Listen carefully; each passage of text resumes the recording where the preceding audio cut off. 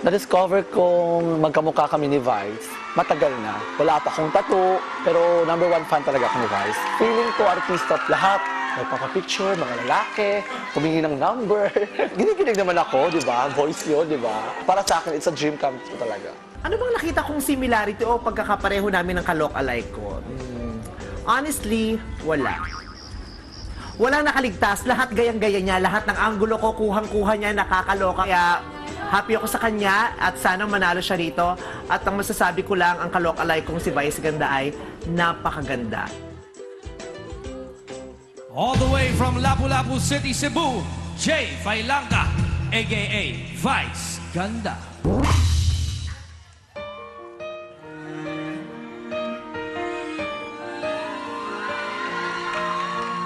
Kahit nga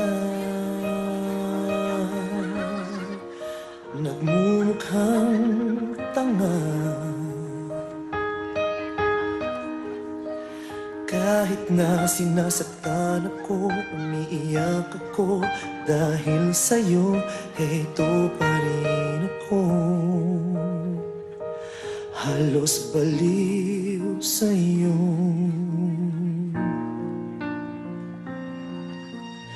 Dahil mahal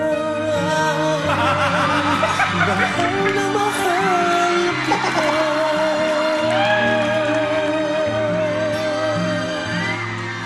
Gagawin ko ang lahat. Pangako mo lang di ako iiwan.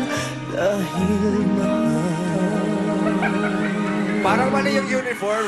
Mahal na mahal.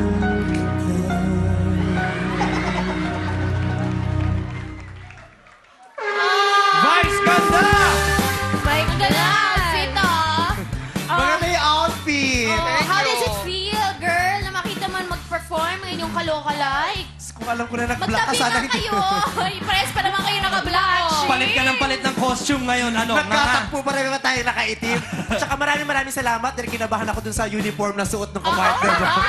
Tsaka hindi lang ikaw ang gumagaya sa'yo. Meron pa tayo isa dyan, oh. Nagme-makeup pa. Ayan nga, nagre-retouch pa eh, oh. Oho. Ready for the close-up. Ayan. Binisto mo yung gagawin ni Kuya Kim. Prinent mo si Kuya Kim. Peace tayo, Kuya Kim. Peace. Na-pre-em. No problem ba tayo? No problem. Peace. Okay, Kuya Kim, pasok.